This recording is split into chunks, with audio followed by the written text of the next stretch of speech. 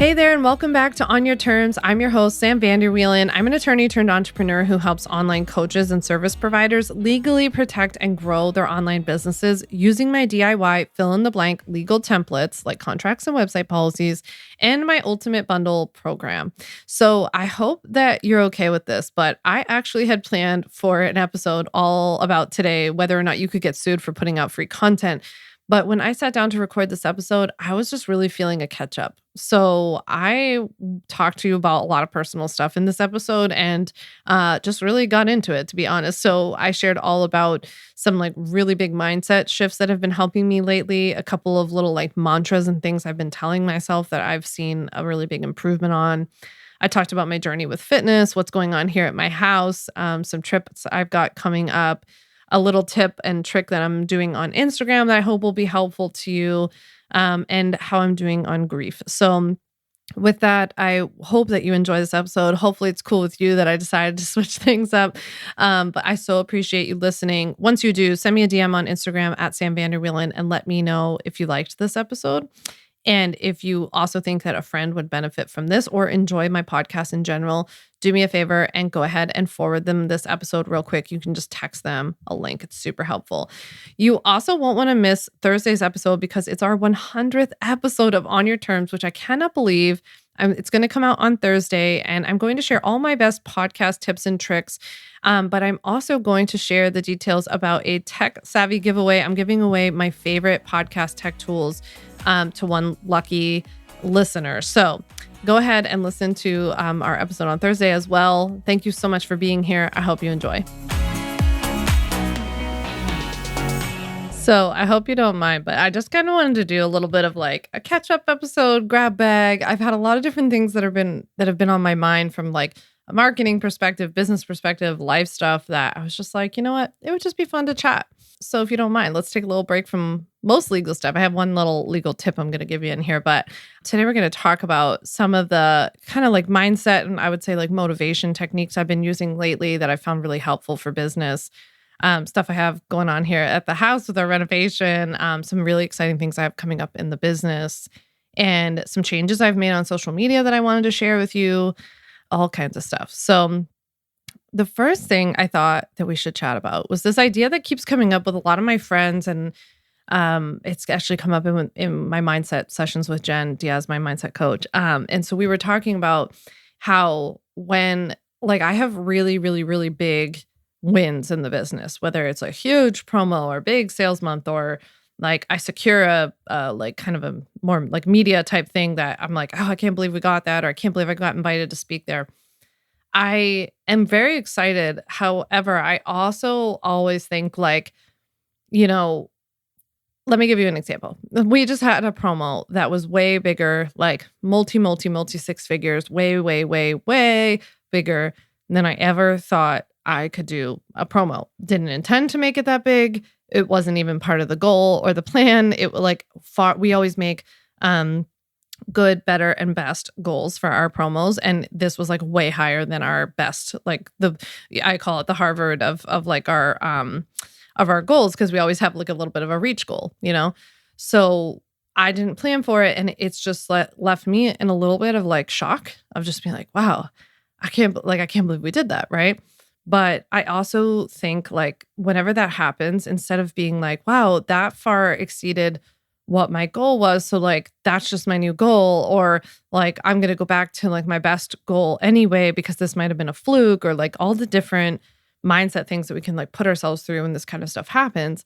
Instead, I think, wow, if that was able to happen, like if I didn't plan for this incredible promo or this result that I didn't think, or getting invited to speak at this conference, what else is possible? Like what else is possible that I'm not thinking of?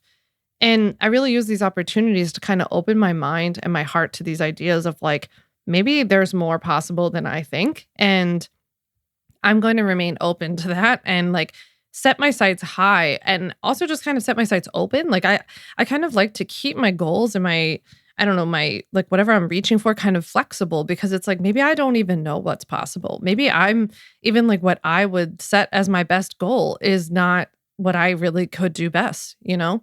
And I try to remain open to that idea. It's a really careful balance between contentment and really like remaining, I think, open to continuing to evolve as a business. It's something I'm constantly thinking about because I'm like, I'm super grateful. On the one hand, I don't take that for granted. And I don't want to be one of those people who's like every day being like, okay, great, I got that sale, but now what else? What else? What else? Like constantly striving for more. I think it's just more like sitting in the wonder and the amazement of that, of being like, wow, that's incredible that we did that. And what else could that mean that's possible? It doesn't always have to be sales, by the way. Sales aren't everything. And I just thought I would pass that along or like open up that conversation with you because I've been bringing this up to a lot of friends, and what I was saying to some of my friends who are starting to have some wins, and like one of my close friends, she just turned on like her evergreen funnel, and she texted me that she had her first evergreen funnel sale, and it was a funnel that her and I had talked about a lot, and like I was giving a lot of feedback and tips. And I guess it's a benefit to to being able to text me. And so we were talking about it, and she was like, "Oh my gosh, I got this sale! I'm so excited!" And I was like, "You should totally relish in that first sale and celebrate the heck out of it, right? It's such a huge accomplishment, and I think it's so cool to start telling yourself every single day or every time something like this happens, I'm just getting started. This is only the beginning." Like, I just think that that's like it feels to me like a little sprinkle of momentum that I give myself every day. And like I said, this has to be tempered with some contentment and appreciation and gratitude for what is happening and what is going well. But when things go well, it's not like, oh, this one thing happened and that was good and now it'll all be over, right? I used to think like every time I had a high sales month or I did something, it would be like, that was great, but that's probably the end of it. Like it's all going to stop now. And it really opened me up to more success and just happier, more positive thoughts when I started being like, that's incredible. And that is only the beginning. I'm just getting started. Like, watch me now, right? And I love having that attitude now and really sitting with the gratitude and being like, I am so grateful to like the hundreds of people who bought the bundle in the last week. And I cannot believe and cannot wait for what else is to come because I know that this is just the beginning. I'm just getting started, whatever that means, right? So I think like when good things happen, I've started to think the sky. I heard this quote today in the gym, and I'm sorry that I don't know who. I looked it up. It was not attributed to anyone in particular, but I saw this quote at the gym that said, "The sky isn't the limit; it's just the view." I was like, "Oh, I love that," especially as somebody who's like nerdily obsessed with space but doesn't understand anything about it. I was thinking that it is true. Like when we look at the sky, that is not even close to being the limit of like what it's not the ceiling of what's possible, what's really out there. It's just what we can see. And so you might only be able to see what's right in front of you now. You might see the one client who just signed up or the one, your first evergreen course purchase or something like this. But that's just the view. You're just getting started, right? So I want you to start thinking of this as to like, what else, what does it mean like about what else is possible? What else is out there, right? Incredible. Yeah. So if you don't mind, I'll switch gears for a second, talk to you about some personal stuff. So if you've been listening for a while, you've probably heard me mention several times. And if you follow me on Instagram, you've seen me share about how we were building an extension at our house on the first floor for my dad, who sadly passed away last summer.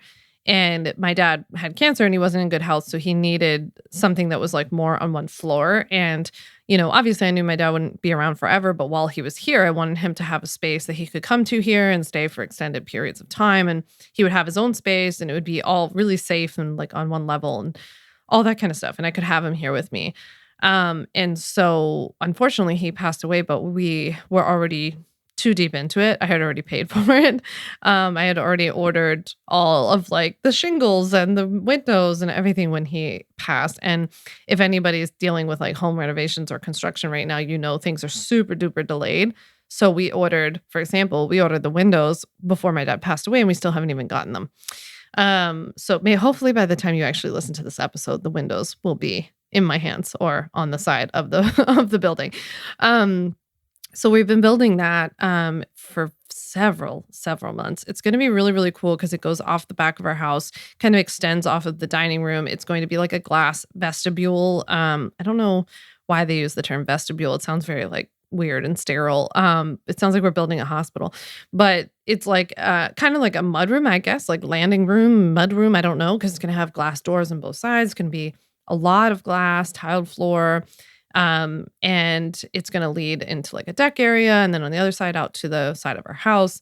And then that will pass through to a hallway, which will have a full bathroom. And then what was originally planned to be a laundry and cabinetry area, but now that my dad's not going to be there, we're putting more of like a coffee bar, butler's pantry, cabinetry area. And then that hallway will end in a large bedroom, big room that has like a fireplace and a closet. And the majority of the room is glass. It's a lot of windows. And the entire back of the room that leads out to our beautiful, beautiful backyard is all glass.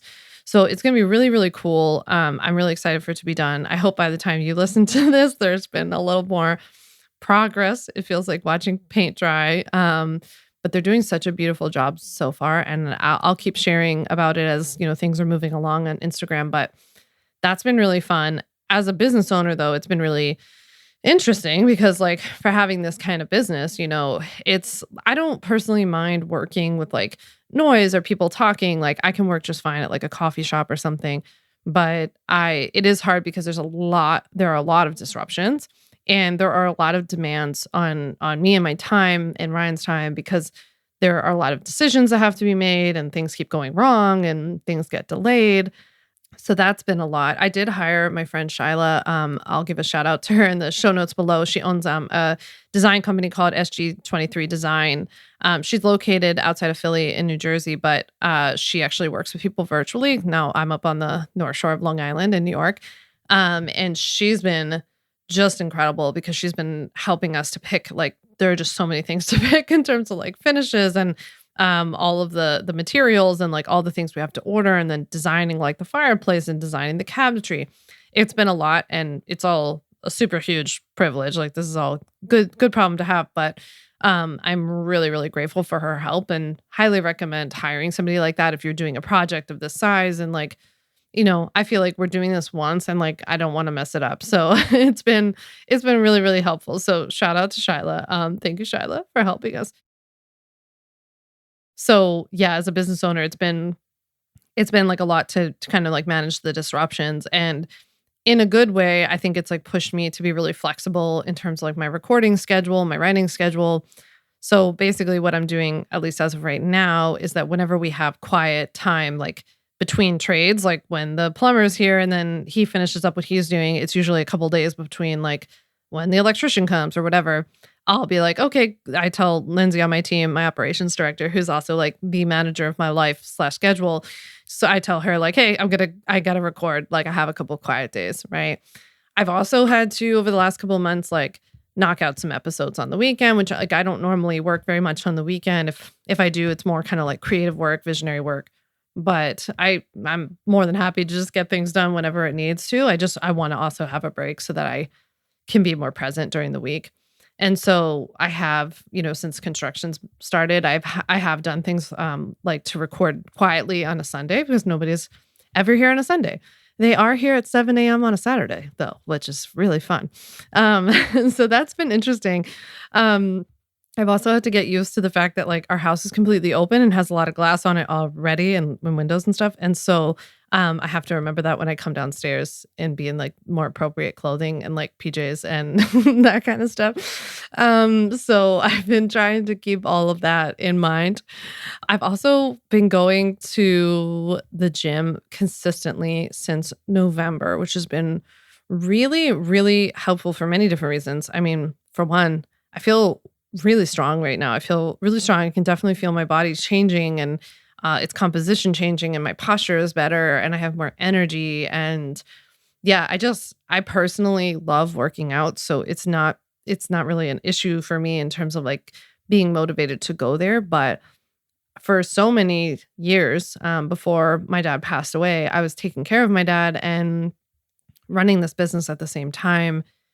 And I really kind of let my own health slide for a long time. And then after he passed away last summer, I didn't want to do anything. Like, I didn't even have the energy. Like, looking back the first couple of months, several months, I feel like I slept a lot. I remember sleeping a lot. and was like very depressed, obviously, and very sad and all of this kind of stuff. And in November, around my birthday, I kind of felt this initial spark of like, I want to go to a gym and I don't want to just, I personally don't like wandering around a gym and working out by myself. Controversial statement alert. I know some people really, really like that and they like doing their own thing. I just find myself like wandering around. I don't know what to do. Like even if I follow like a program, and I just really like the accountability. So I found this really cool place near me that offers like their gym model, which is actually very cool, is based on how many times per month you want to work out with someone privately. And so I started with a trainer twice a week, the first or second week of November. And I've gone to the trainer twice a week, every week since then, consistently. I've never missed, never even canceled a session. And then on top of it, the gym that I'm going to has like these really, really cool classes. There's this one class called Strong that I really like. And it's kind of like HIIT workouts, a lot of body weight stuff, but a lot of like there's TRX ropes and like medicine balls and free weights and stuff too. And I really, really like it. So I go to that like 1 to 2 times on top of everything else. Other days I walk, I stretch, I do like mobility stuff. I have a bum shoulder still from last summer when I started playing tennis like a crazy person. After my dad died, I partially tore, I don't know if I've told anyone this, I partially tore my rotator cuff in my labrum and it's still kind of messed up, but actually working out has been the first thing. I went to PT, but working out has actually been the first real signs of improvement that I've seen since last summer. So it's really helped me with that. I also wanted to mention this like working out thing because, well, for one, I've seen an improvement in like mental health since doing this, and especially with dealing with grief. I get really emotional when I work out too, so sometimes it actually makes me cry, but that's a good thing. But also because as a business owner, I sometimes will find myself at the gym like if there's a class I really love that like goes a little later into the morning than I would like, I'll be like, oh, I shouldn't be doing this. I should be working. I should be knocking out all the things on my to-do list. And I think one of the greatest things I've learned as a business owner, especially one who's gone through an immense amount of like personal struggles since starting the business, is that that kind of stuff is just like being at that gym, being in the class. If I like it, if I really get like joy out of that and that helps me, that is just as valuable as something I could post on Instagram, or just as valuable as something I would write or record this podcast. Because when I sit down to do this, I'm in a much better place. I have better ideas. I'm definitely more inspired, and I think I'm more inspiring. And so I just don't want it to like, I don't want you to discount, maybe for you, it's not going to the gym. It could be going to an art class or like walking with a friend or doing whatever, but that you feel guilty about like, oh, I shouldn't be doing this. I should be working like this very like old school clear definition of what it means to be working all the time. And if I'm not doing that, then I'm lazy or I'm not productive. And if I see any issues in my business, it's because of that, right? It's really easy to go to that place. And so I just wanted to share this because I feel like ever since I started this like fitness journey and have committed to a lot of time during my week and during my workday to taking care of my body and my mental health and my mindset, that I think actually things have gotten better in the business. And I've always seen that in the past when I've taken some time to really focus on or develop something within myself, I come back to the business a better person. So I just wanted to remind you about that. Speaking of like mental health and all that kind of stuff, I thought I would share a grief update because from time to time since my dad passed, I've talked about it here and there, but you know, I don't know how much like I have to say about this just because I feel like probably around the time that I did start this like fitness and strength journey back in November, I was still crying pretty much every day, like not all day, but something would come up and, you know, or sometimes I would have a day where I cried a lot during that day. And I felt like it was still pretty regular at that point. But recently I felt like I've had like strings of days where I've looked back and been like, oh, I don't think I've cried. And I don't mean to say that because it's like a badge of honor or like a good thing if you don't cry. It just kind of showed me that I maybe wasn't having as many of those moments throughout the day that were as tough. it also sometimes makes me think like, am I still dealing with it? Am I processing it? Am I ignoring it? Am I stuffing it down? I'm the president of Overthinkers International, so I'm always thinking about this stuff, but I'm just sharing my kind of honest thoughts. I'm not a grief specialist. I don't know. I go to therapy for this every single week. And I'm doing the best I can, but I just wanted to share with you like in real time. That's kind of what comes up for me. I feel like the only things that really help me, I was thinking about this actually at the gym this morning. I was thinking like I was looking for a podcast to listen to while I was walking, and um I don't really listen to business podcasts because like I already have a terrible affliction where I think about business 24/7. So like I try to listen to other stuff. And I was thinking about how like a lot of people have recommended all these like grief podcasts and grief resources and grief books and all these things. And I haven't wanted to read or to listen to them yet. And I feel badly about that. I'm like, shouldn't I be like listening to all these grief podcasts because it's gonna get me through, it's gonna help me. I feel like there's like a grief podcast going on in my head 24/7. And so like I just don't feel like I want to absorb more of that right now. And there's nothing wrong with people who do want to absorb more than that. I'm just not feeling it. And I guess I just wanted to share that because I was like, if maybe someone else feels a little guilty about like not wanting to absorb more content around the amount of grief that they're feeling, maybe you share that too. I don't know. Or maybe you find like an immense amount of support in it, and that's fantastic. Like that's why they exist, right? That's why support groups exist. That's why these books exist. I just don't feel like it right now. It's not like I don't feel like I need it. I just like don't want it right now. Um, and I'm giving myself like the permission and the space and grace to do that. And I go to therapy and I find that super helpful. I vent to friends. I was trying to think of like what does feel good to me right now, right? Like therapy, venting, doing things that I would have done with my dad. Like I go to like restaurants, like my dad loved diners and I love diners too. Who am I kidding?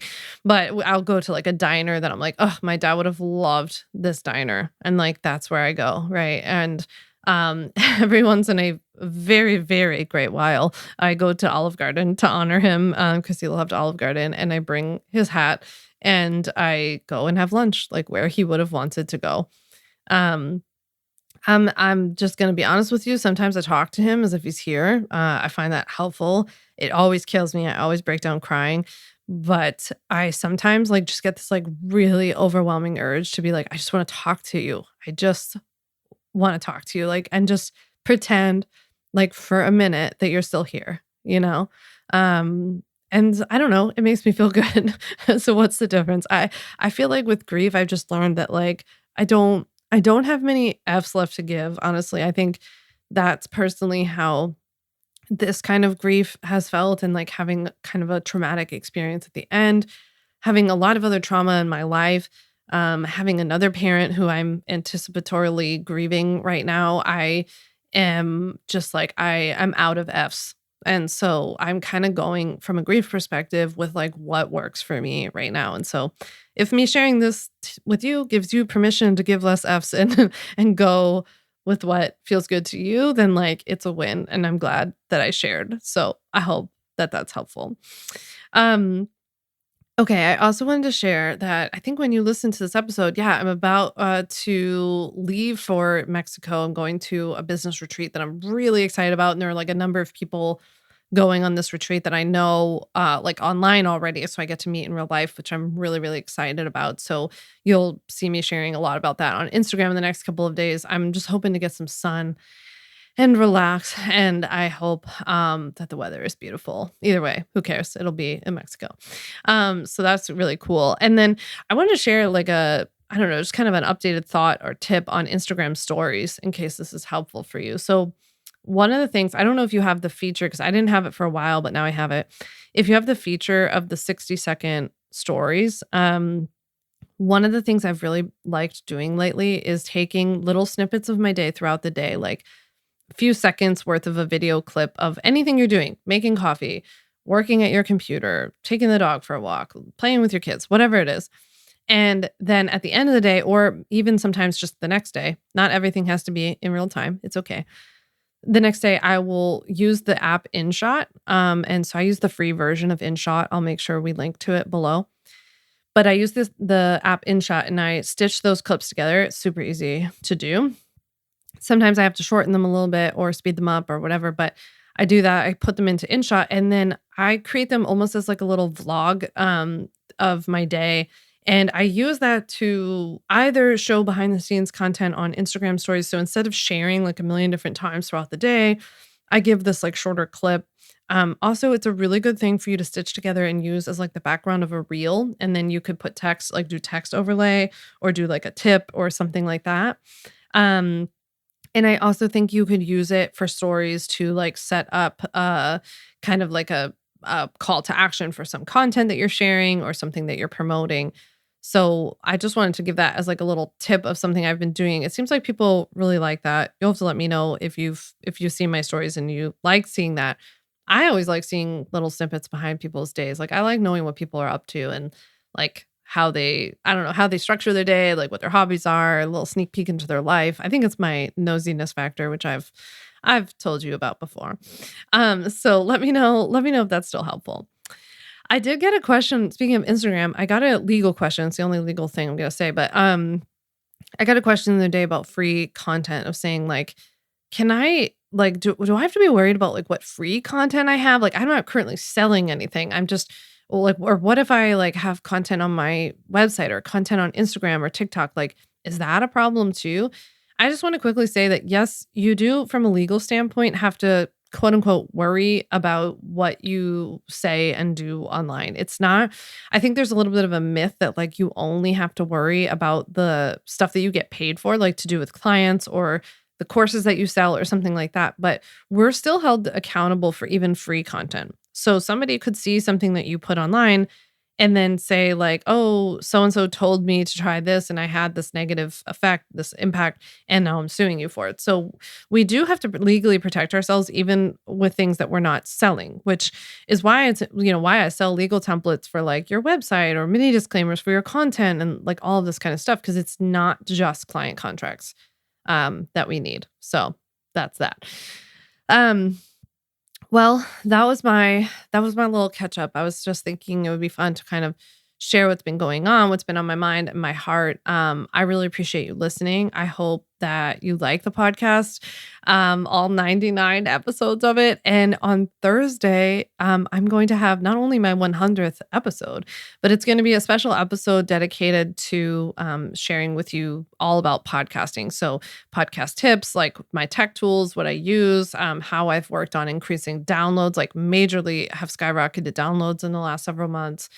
How I've worked on like integrating my content and reusing and repurposing. So I'm going to kind of spill my podcast guts to you on Thursday in the 100th episode. And to celebrate the fact that it is our 100th episode, I'm also going to be giving one lucky listener a tech package of my favorite podcast tech tools. So you won't want to miss Thursday's episode.